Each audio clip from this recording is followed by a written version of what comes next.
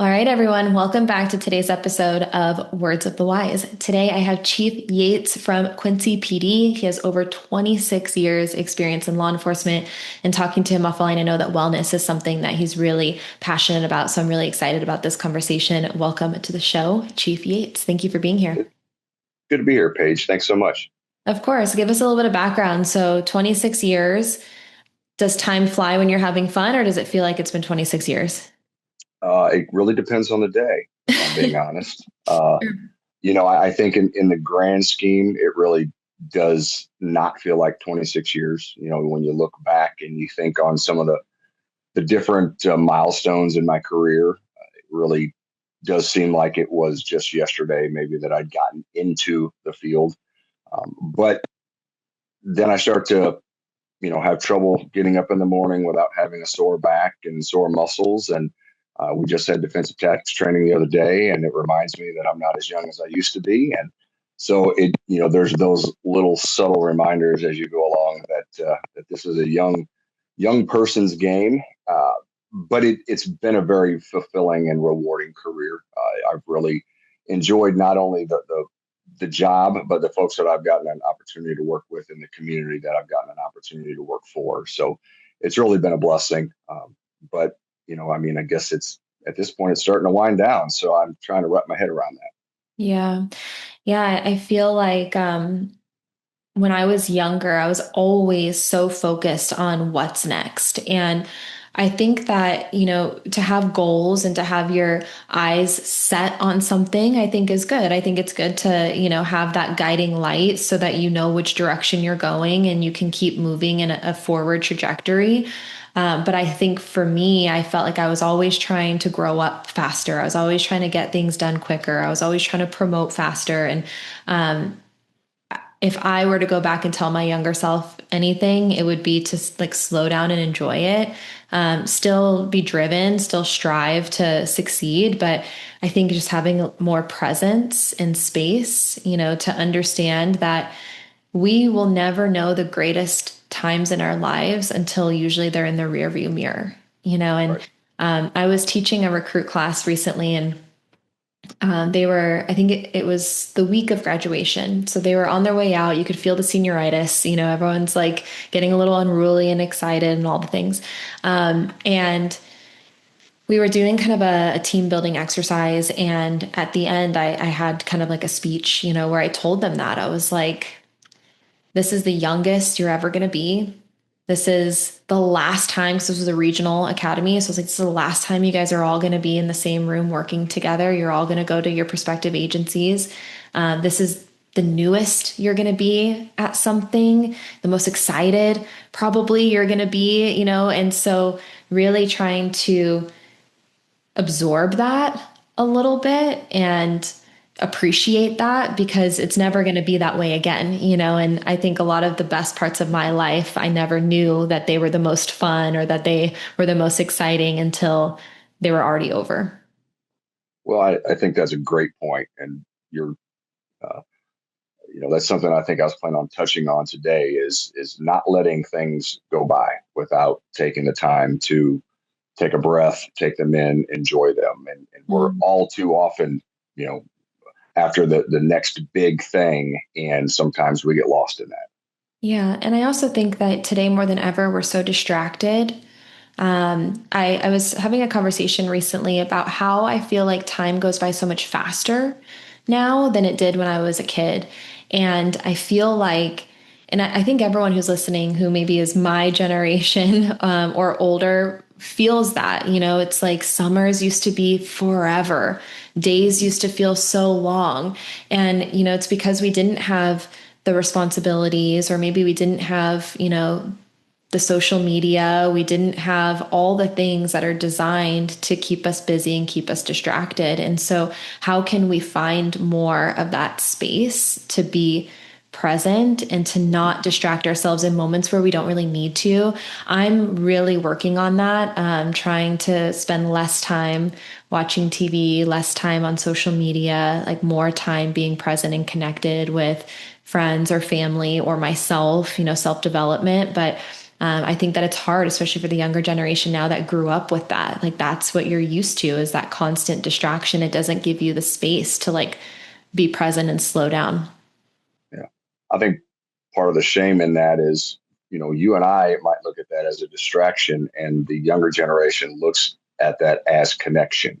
And Mm-hmm. that's the way they relate with one another. And that's why I often say, the amount of technology that we have in law enforcement now is, I mean, it's just exponential from when I started my career in 1999. And, while I've gotten to take little bites over the years as things have come about, we're throwing these young officers into a world where, there's in-car computers and there's body cameras and there's digital forensic technology and there's all this stuff that's going on. But it's fun to watch because when you put them in that environment, they thrive because that's what they've known their entire lives. They don't know a world without the internet or without social media or without those things. So it's funny how the generations adapt to what's present for them. But I do think that you're right. It's important that we, just as a society, have that one-on-one connection, in person with people, because that's really, I think, what drives us as human beings is interpersonal connection and being able to reach out and touch someone. We often see, a lot of hate or a lot of very negative stuff on social media and online. But when we see interactions, oftentimes in public, even with people that have gone at one another online, there that animosity is generally not there because it's a lot more difficult to be mean to someone in person. Yep. And so, that's a lot of what we deal with in the world today is, I think could be solved if we just got out and hung out with one another. Yeah, I mean, I think that there's a lot of power in eye contact and body language. I had a conversation, and the question came up. It was, how do we know when something is healthy or unhealthy? How do we know if we are, decompressing and, watching a movie at night and if that's healthy, or if we're doing it in excess? And I think the conclusion that we came to, because I do believe meet people where they are. I would never walk into a room, especially full of young police officers, and be like, stop using social media. It's just not realistic, or like stop drinking coffee or energy drinks. Like people are going to get really defensive if you're like, it's all or nothing, And so how can we meet people where they are? But I think when we can have more self-awareness and we can ask ourselves the question of, when does it become unhealthy for us? And I think if we are using these tools or these coping mechanisms, because we can talk about a lot of different things, but if we're using these as a way to distract ourselves, to numb ourselves, to avoid things that maybe we should be taking care of, that's when I think it starts to become unhealthy. And I also, and I do want to dive into wellness with you, but I also think that one of the biggest objections that we always get from everyone is time. Everyone's like, I don't have time to take care of myself. I don't have time to meal prep. I don't have time to go to the gym. But you do have time to sit on social media for 3 hours a day. And so I think it's a question mark of, are we utilizing our time the most effective way that we can? Are we using these resources and the different things that we're doing in a healthy way because we enjoy it, or we're doing it in moderation, or are we doing it in excess because we want to avoid or escape or numb? And I think that that's a conversation that we have to have with ourselves, and we have to be super honest with ourselves. And there have definitely been times where I have had a 2-hour death scroll on Instagram, and I like pop up, and initially I was convincing myself that I was decompressing, and then I realized that I just wasted 2 hours of my life because I actually didn't connect with anybody. It was all scrolling feeds. It wasn't talking to anybody. I didn't learn anything. I didn't make myself better, and so I think we have to have honest conversations with ourselves when it comes to these things. Yeah, you talk about time, and I label that as priorities. Where are your priorities? And if Yep. you want to do something, then you'll prioritize that over other things. And we have to get better at prioritizing the things, like you said, that are going to make us smarter, make us better people, make us healthier, and avoid the things that not only are going to occupy, or like you said, going to distract us from things that are going on in our world, but ultimately maybe doing more damage, because while we are scrolling, maybe we're coming across videos that are making us anxious or angry, or maybe that's what we're looking for, subliminally. And it's something that's going to, well, I want to see somebody else having a bad day, then my bad day won't seem as bad. And that's not where we need to be. We need to be working on ourselves and improving ourselves. 100%. And when you and I talked offline, I know you talked about, and it was really clear that you are really passionate about this topic of wellness. And so, my question for you is, why is this something that you're so passionate about?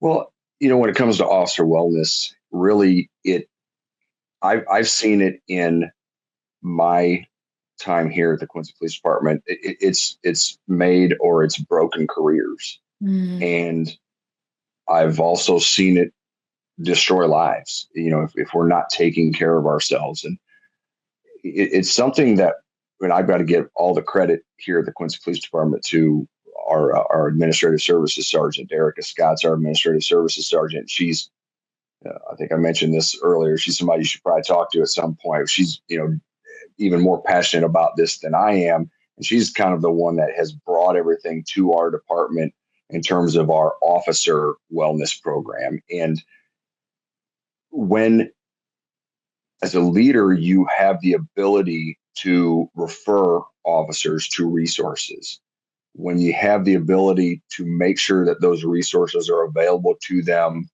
free of charge and with no need to run things through insurance, no documents that are going through City of Quincy HR. It literally, our program is a make your appointment, show up, and no one's going to be the wiser unless you say something to somebody. And that's really, I think, important for police officers, because they're, right, wrong, or indifferent. And I can make the argument both ways, but police officers are concerned someone's going to take what they're doing, if they're seeking therapy or if they're looking for medication, and they're going to use it against them. And we need to make sure that doesn't happen. We need to make sure that even if that does happen, that it's because we're taking care of our officers, and that's ultimately what we're doing. There's nothing worse than putting a ton of time, effort, and money into training someone to a point where they're a asset for your agency, and then losing them to a bad call for service, or some internal drama, or some issue outside of work, maybe at home, that ultimately puts them into a spiral that makes it so they cannot be a police officer any longer. And that's why I'm so passionate, because I want to try to get ahead of these things that are happening so that we can maintain the health and well-being of our officers here at the police department. thank you. I appreciate you sharing that. And there's been a topic of conversation recently, and I want your opinion on this, because I agree with everything that you said. And I'm a huge proponent for proactive wellness and making sure that if and when people need something, they have it and they have a soft landing. And we're trying to be less reactive when it comes to wellness and supporting the individuals within the organization. But the conversation that's come up, and it's been probably the last couple of weeks, I find that like conversations kind of come in waves, and a lot of people are talking about the same thing at the same time. And this conversation is, these organizations are asking themselves, well, what if people don't use the resources? Or how do we get people to use the resources? And how can we justify spending our limited funding on resources if people don't use them, or if we don't know if people are going to use them? And so, what is your opinion on this? And how are you able to maybe create an environment that motivates people to take advantage of these things, and maybe have more of that intrinsic motivator to take action in their own wellness? So I'm I'm a proponent, especially when it comes to mental health and wellness. I'm a proponent of the individual officer making the decision on whether or not to seek treatment, whether that's therapy, whether it's medication. I we have had some experiences here at our agency where at one point we were mandating annual reviews. Those were generally for our detectives that were tasked with handling our child pornography investigations. This environment that, folks are more prone to fall into, a bad way. But even that, while we were looking out for the detectives, to them it did not feel like that. It felt like they were being pressured into doing something or talking to someone that they didn't want to do, and that wasn't constructive for us. We learned. Um, you say we want to have these resources and we want to be able to provide resources, but what happens when somebody doesn't use them? And that's one of the advantages that we have, with our particular program is we don't have any idea who's using the program, but we are aware of the number of hours that are being utilized.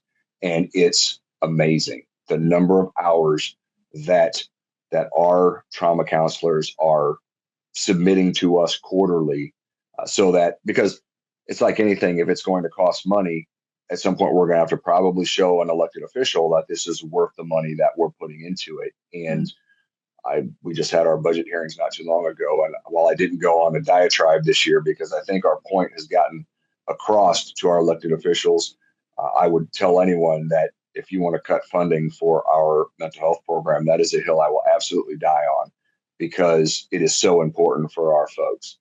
So now we're back to how do we get folks to buy into the program and how do we get them to participate? And one of the things that we've done here is we've been fortunate in that we've had several of our officers who were struggling and who went to therapy, and it basically turned them around. They were willing to tell their story to other officers. They were willing to admit that they were struggling and that they went and they got help, and it did help, and that they were able to pull themselves out of the depression or the spiral that they were in. And I honestly think that's the best way for us to get the point across, is whether it's, an officer that in a public setting, in front of a bunch of officers says, hey, I'm doing this, it's helping me, I recommend you do it too if you feel like you need to. Or it's those one-on-one conversations that we're having with our friends that say, hey, just so you know, I was having a tough time, and I, have been talking to so-and-so. And if it sounds to me like maybe you might want to think about doing that as well, because I think it will help you. And I think that's how, as organizations, we get that buy-in, and we spread the word, is by those actual situations where we have our own folks that are willing to discuss the benefits that come along with it.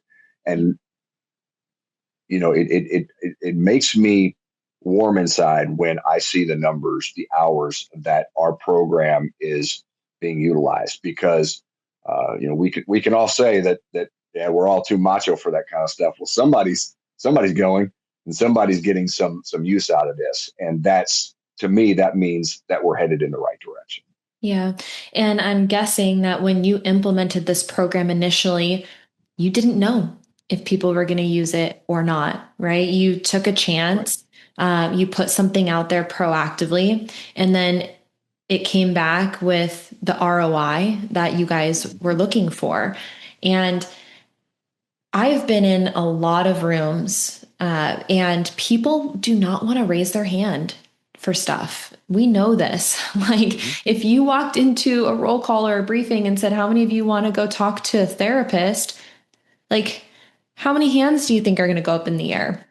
And so I think that that's the disconnect. It's like sometimes we just think, well, people aren't going to use it, and so then we don't do anything at all. But for you to say, hey, we don't know if people are going to use it, but we're willing to try and we're willing to see.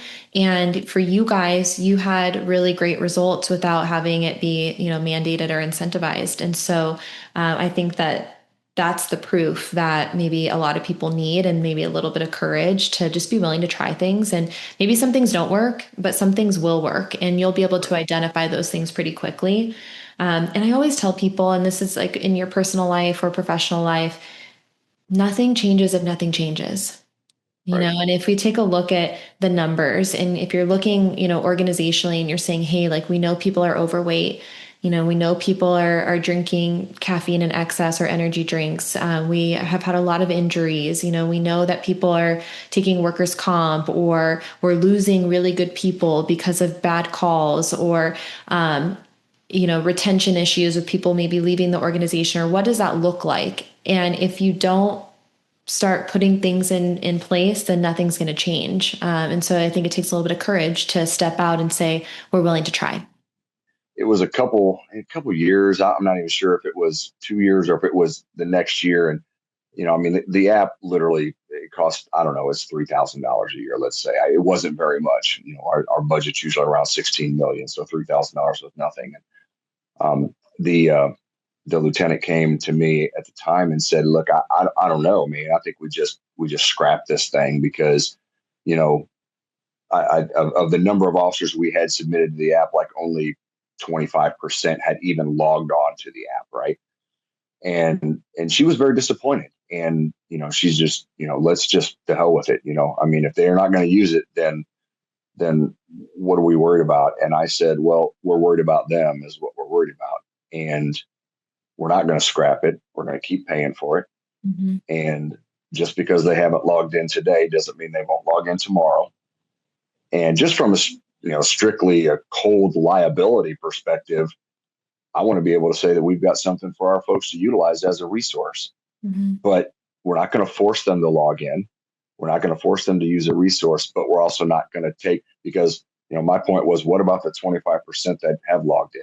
We're going to take this away from them because 75% of our folks haven't had to use it yet.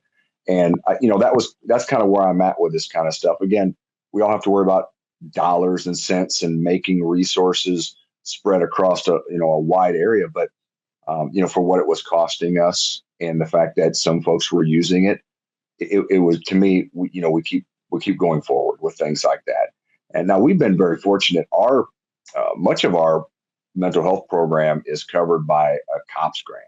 Mm-hmm. So while we budget money every year in our budget in case we don't get the COPS grant, it's most of the time it really doesn't cost us much of anything other than the time and the effort it takes to manage the grant. So for agencies that might be hesitant because of funding, I would encourage them. There's a lot of information and resources out there that are going to help you get programs started, and do your own trial run. See if they are going to be something that your agency is going to use and that you're going to benefit from. And then if so, then you figure out how you're going to pay for it going forward if you can't continue to get grants. Yeah. I really like what you said. You said the 25%, that's who we're doing it for. And if and when the majority or the 75%, need something, then it's there.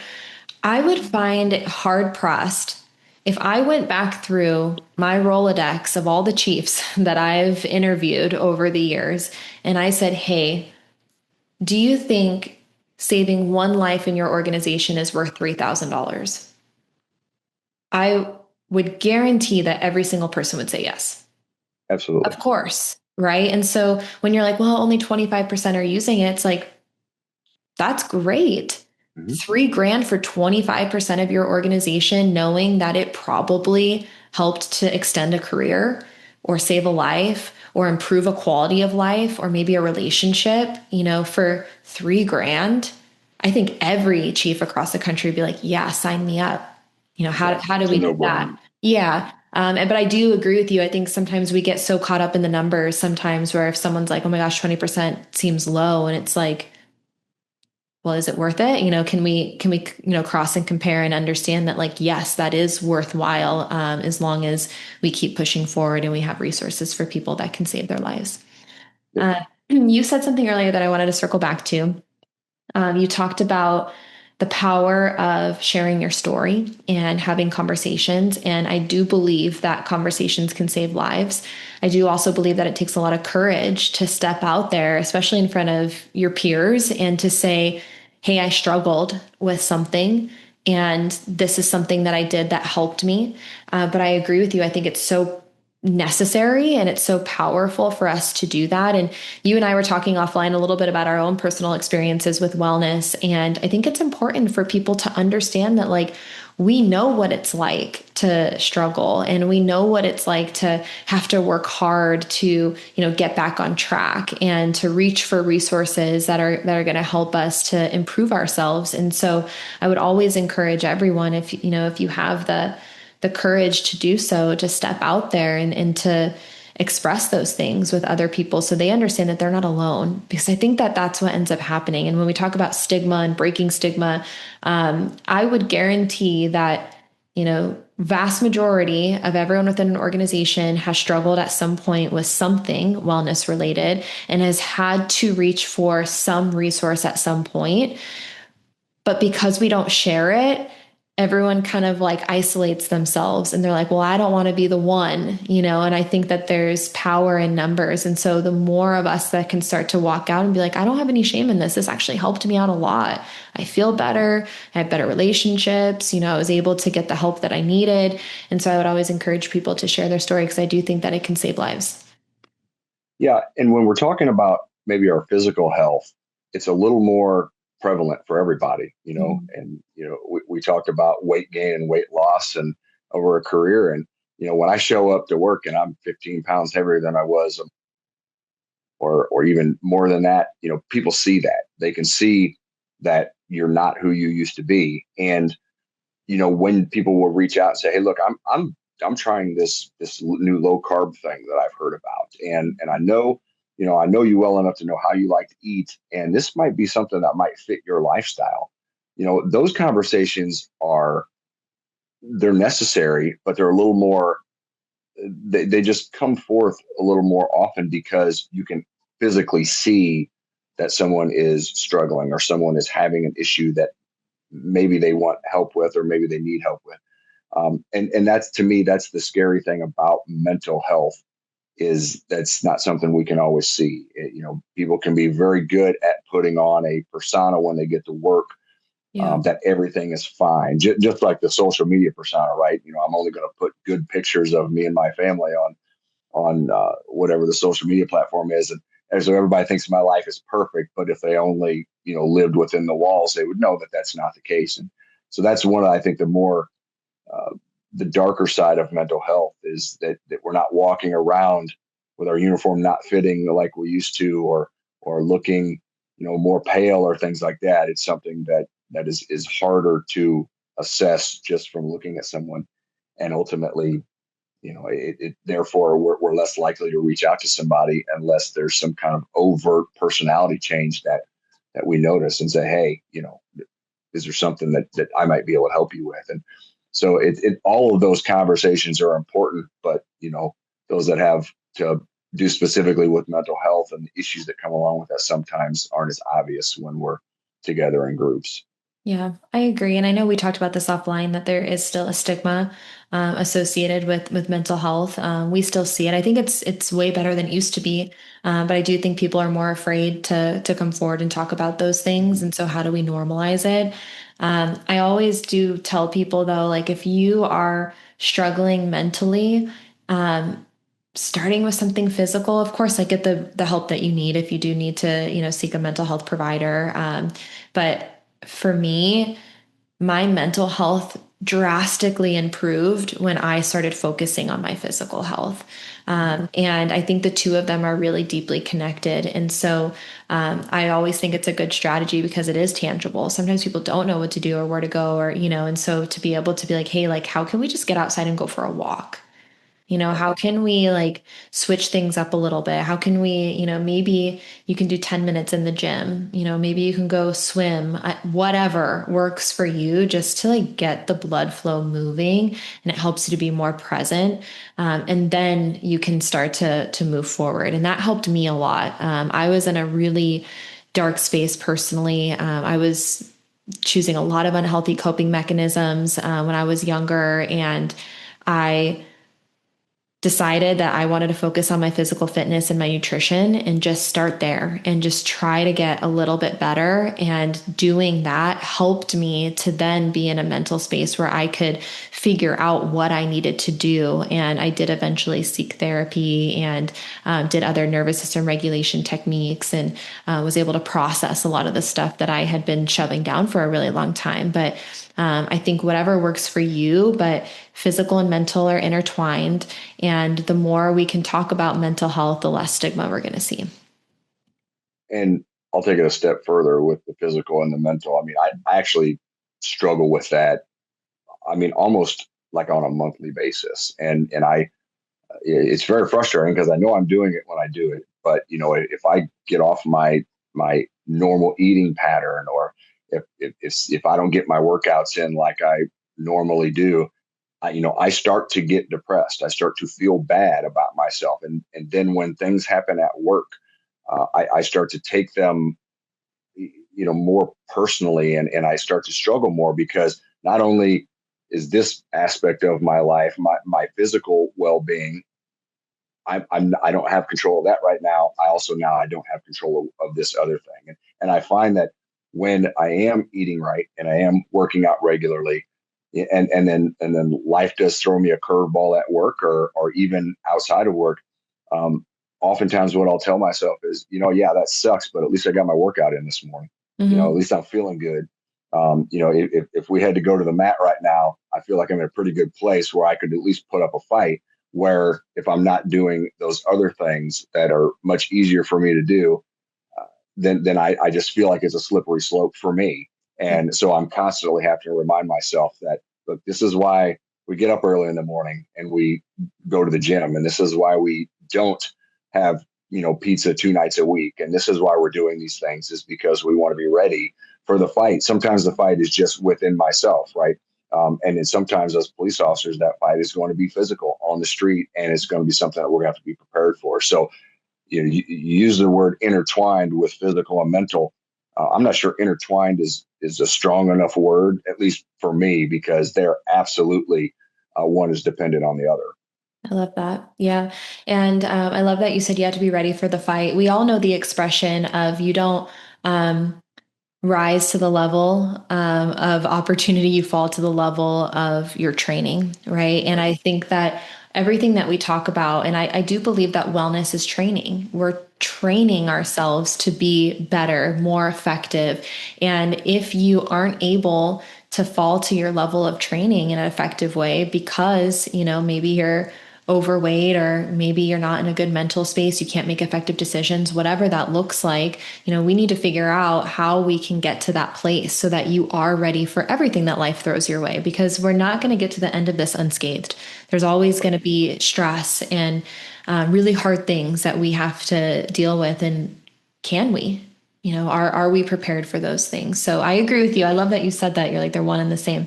My last question for you before our final kind of closeout.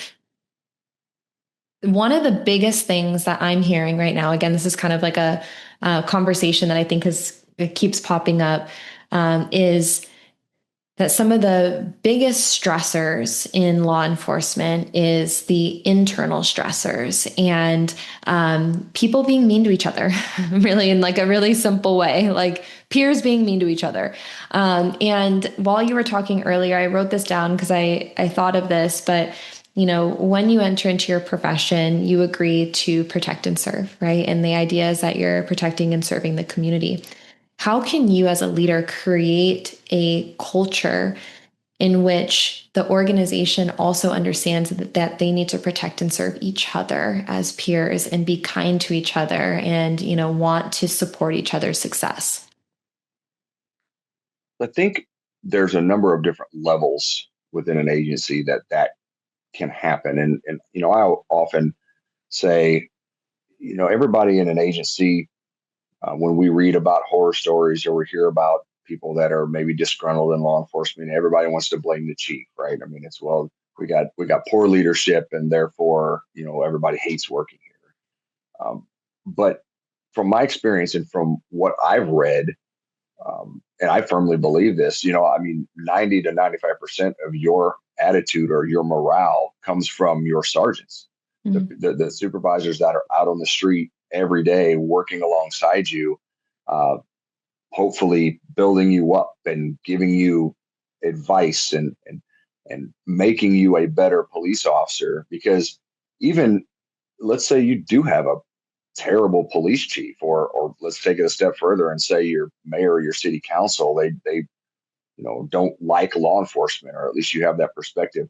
Your sergeant, I think, can control that at their level and say, okay, while maybe the chief's an ass or the mayor doesn't understand what we're out here doing, we still got to do what we got to do. We're not doing it for them. We're doing it for the folks who were responding to their house on quite possibly the worst day of their lives. And let's think of it like that instead of worrying about this new policy that the chief just enacted, or the fact that the budget didn't have as much money in it this year, as it did last year. So, we have to start at those various levels. And one of the things that I've learned over the years is there are so many different areas of law enforcement. I mean, just, three of the big ones that I think of, there's narcotics, there's traffic, and there's what I like to call the community caretaking, or the folks that are interested in going to the calls for service, but they like to dive into the issue and find a resolution, as opposed to put a band-aid on it and move on to the next call and hope they don't get called back. Those are really different mindsets within the same profession. And somebody that might be really into dope work, may not be somebody that is into the social service or the social worker aspect of policing. And for some folks, that's what's really important. And I think as an agency, we have to show that all of those interests, all of those areas where people like to focus their attention, they're all important for what we're trying to do for our community. We need the narcotics guys that are going to go out and take out the drug dealers. We need the traffic guys that are going to go out and write the tickets and try to deter people from speeding and texting while driving and getting into crashes and DUIs. And we need those officers that we can send out when we know we have a situation where someone's going to need more. They're going to need something beyond a report and an arrest being made. Maybe it's a domestic situation, maybe it's a mental health situation, maybe it's an addiction type situation. And oftentimes what I see is these different groups within an agency end up pitted against one another because they don't agree with the other's philosophy. The social worker type of officer doesn't think everybody that gets caught with drugs needs to go to jail. And the traffic guy doesn't want to be stuck on a call where somebody's going to need some resources. They want to be back out running traffic. And it's all important.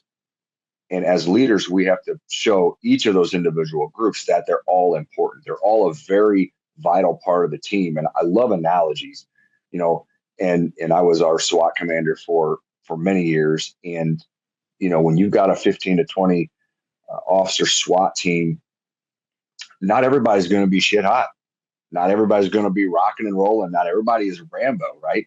And so what I would often tell the group, sometimes the group that was, the higher performer, the stud, if you will, is, when they're complaining about somebody else and, well, I'm not sure they really belong here. And I say to them, okay, so when we do a search warrant, somebody's got to stand on the perimeter, right? Somebody's got to wait outside, make sure nobody runs from the house. Everything's good on the outside. And that's not a very sexy job. Do you want to hit the front door and go in looking for the bad guy, or do you want to stand out on the corner of the house and do perimeter? And I said, because I'm gonna bet you want to go through the door, right? But I promise you that if this person, who part of the team or role that they're filling is to be one of our perimeter guys, if they're not there, someone's going to be the perimeter guy. So it comes down to identifying. On a basketball team, you've got a point guard, you got a couple of guards, a forward and a center, and everybody has the role that they play. And identifying what those roles are and bringing them all together as one cohesive group is really what I think is the challenge for leaders in law enforcement, especially depending on your type of agency. But for our, uh, large size agency, even though I don't think it's large, but that's the way we're classified, it's hard to bring those personalities together all the time and avoid that internal conflict. But I think the key is to show everybody's worth and try to, across all of those various silos, if you will, to use a term people like to use, that there is a benefit Mhm. to every person's area of expertise within the agency, even if it's something you're not interested in. The way that we often deal with that is to say, okay, look, but I'm not going to send you, Mr. Narcotics guy, out to deal with a guy that has a mental health problem. When we have that problem that needs fixed, I know the group of 5 or 6 officers that I would be willing to send out to deal with that problem. And when I have a narcotics problem, I know I'm going to grab you or one of those guys and go out to deal with it. So it comes down to, just like a coach, comes down to making sure everybody is in the role that they should be in, and that everybody in the other roles realizes the value of the individual roles that we have on our agencies. Yeah. The thing I wrote down, because I think that this kind of really like takes everything that you said together. It's like you don't have to like each other, but you do need to respect and value each other. And when I think you can walk into a space and say, hey, like personalities might clash, like there's never going to be, you said sports team, I know you said basketball, there's never a basketball team out there where everyone loves each other. There's Right. always going to be different personalities. There's always going to be different drama, whatever. Maybe you don't particularly like that person, but when it comes like game time, they're working together because they respect each other and they value each other and they understand the importance of working together as a team, because there's no sports team that's ever going to be successful if you don't work together as a team. You see it all the Right. time. You have some of the best players who are drafted for these teams and they do not work together well, and it's a disaster. And then you have these teams where the players are like maybe more mid-range, but they do really well at working together and they're Right. they're winning championships. And so I think it's this conversation of like, hey, like how can we make sure that we understand that there's value in every single person, that we show up and we respect every single person in their position, and then how can we work together as a team? And it sounds to me like you're also very selective with who your leadership team is as well, and your sergeants, so that they can help to set that tone. It's important that they understand that's the philosophy, and that's kind of my vision and my direction for the agency is, I want them to do their jobs. I want them to handle the issues that they have to handle. I don't want to hear about all the problems. When it's a problem that's important to come to me to be dealt with, I would tell them, I assume you've already done several things to try to fix this and you weren't successful, and now you're looking, to go a different direction. But just had a conversation with 2 new officers this morning that just got back from the academy, and part of that conversation is talking about treating people with dignity and respect on the street. That's going to keep you out of a lot of trouble or a lot of problems, when it comes to complaints and stuff like that. But it's just as important inside the police department, treating your supervisors with respect, treating one another with respect, because ultimately our goal, our mission is the same. We want to do everything we can to keep people from being victims of crime.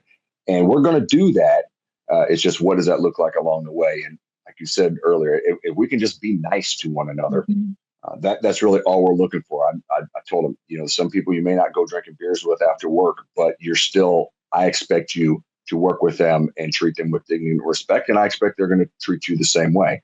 And that's really, when you have a 70 officer police department, that are out doing the work, you know, personalities are going to clash. There's no 2 ways about it. It's that we manage those in a way that we realize that, hey, we're all on the same team. We don't have to like one another, but we do have to work with one another, and we're going to be professional with one another because that's who we are. Yeah. Yeah. Just be nice to people. Right. Everybody, everyone who's listening, just be It's not nice. hard.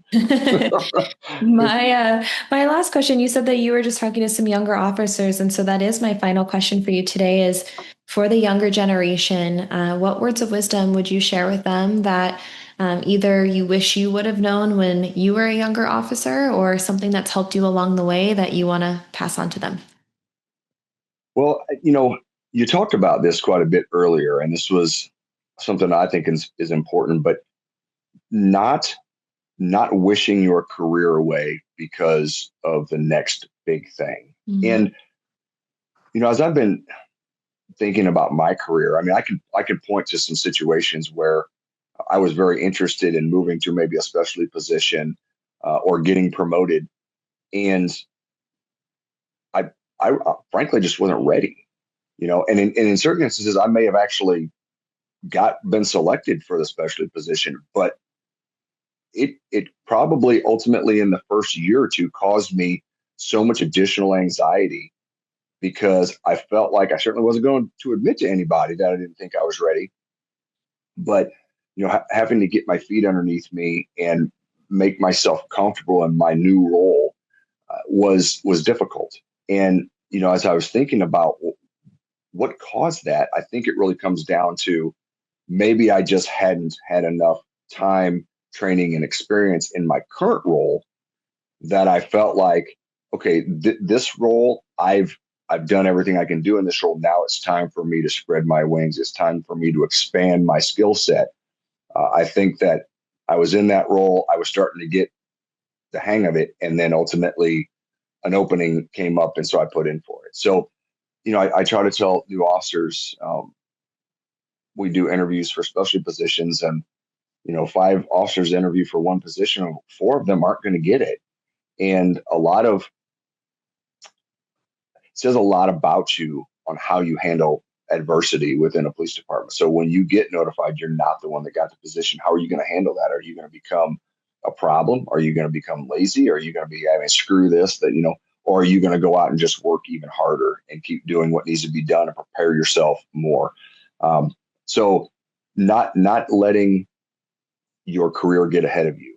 Sometimes I see officers that get promoted maybe too soon, and everybody wants to get promoted, and that does in a lot of agencies have to do with timing. But understanding that for the rest of your career, once you make sergeant, for the rest of your career, you're not a patrol officer. And if you liked some aspects of being a patrol officer, you're not gonna be a patrol officer anymore once you get promoted to sergeant. And I promise you, it only gets worse when you go up from there. Mhm. Matter of fact, people ask me all the time, do you enjoy being the chief? And I often tell them, it depends on the day. I mean, that's always, for all of us, I think, but it comes down to it's so far removed from what I got into this profession for to begin with that it's hard to say whether I like it or not. It's important and I take it very seriously. And it's something that I think you have to have someone that's committed to the agency and to the community and to working with elected officials in order to be successful. But it's not police work anymore. It's not traffic stops and running through backyards. And for some chiefs, smaller agencies, maybe it is. But when you get into a bigger agency and you start to move up the chain of command, it becomes less and less the dream job that I was you know just thrilled to get in 1999. But the profession is important. And so, I would tell my earlier self, enjoy being a cop, Yeah. whatever that role is. If it's patrol, if it's, especially street crimes, special investigations unit, whether it's a detective, whether it's canine, whatever it may be, enjoy the role that you're in, prepare yourself for what you want to do next, and then don't push it, whether it's specialty positions or whether it's promotions. Um, do do those things when you feel they're right for you. Um, and that's really something that I think is important because you need to be comfortable with who you are before you try to become someone else. And ultimately in law enforcement, that's what happens. And sometimes we get ahead of our skis, if you will, on the next shiny thing. But I also think it's important, and you touched on it earlier, as you're going through your career. And this is one of the things I think that I've failed myself on, especially recently, is stop and smell the flowers, Mhm. take it all in, appreciate what's going on outside of law enforcement when you're working your career. Because Obviously being a chief, there's a lot that goes on. There's a lot of meetings after hours, and there's a lot after hours phone calls and emails and text messages. And I think my wife would tell you as well. I lost myself. I am just now the police chief. I'm not Adam that plays softball and enjoys bowling and likes hanging out with his friends and playing golf. I mean, I've given some of those things up, and I think I got to focus more on getting that back as well. So for any officer, you've got 30 years of being a cop, right? Make sure that you're focusing on your family and yourself and enjoying those vacations and that time away in addition to the job that you signed up to do. It's important you focus on. Thank you. I had someone say, I think it was yesterday, they said, my grass looks really green, but you haven't seen my water bill. And the idea of this is that I think so often we think the next thing is going to make us happy. Once we get there, then I'll be happy. Once I get there, like life is going to be good. Once I'm chief, and you see these people, because again, we put on our highlight reels for everyone, and you see these people at the top of their game, and you think, if I get there, my grass is going to be greener. But you don't understand the sacrifice and the commitment and the journey that it took to get there. And so I really like that expression of maybe if you, from an outsider looking in, maybe my grass looks really green over here, but my water bill is really high. It took me a lot of sacrifice to do that, some good and bad, and I think that sometimes we find ourselves on the other side of the fence and we're like, oh, maybe this isn't what I thought it was going to be, and so I like that you say slow down, try to be the best you can within each role, smell the roses a little bit, prioritize yourself, and understand that when you look over that fence at someone else, it might not be exactly what you think it is, and waiting to get to a next part to be happy when you can focus on your happiness now. Yeah, the focus on happiness now, I think people need to understand, will make you happier in your next role. Yeah. You'll transition better. You'll get online quicker, and it will be more of an achievement. And instead of just chasing, it's making sure that you've collected yourself and then move forward. You mentioned, again, a sports analogy or music or whatever. Anybody that's at the top of their game that we see on Sundays, playing on TV, playing football, the amount of work that went in to get them to playing on Sundays, most of us could never even comprehend. And so it's the same with any profession. If you want to be good at what you're going to do, you have to put in the work and you have to take care of yourself in the process. 100%. Well, I know I ran over on time, so I appreciate you coming on here and talking to me about wellness and leadership. I really appreciate it. I appreciate it, Paige. It was good to chat with you. Of course.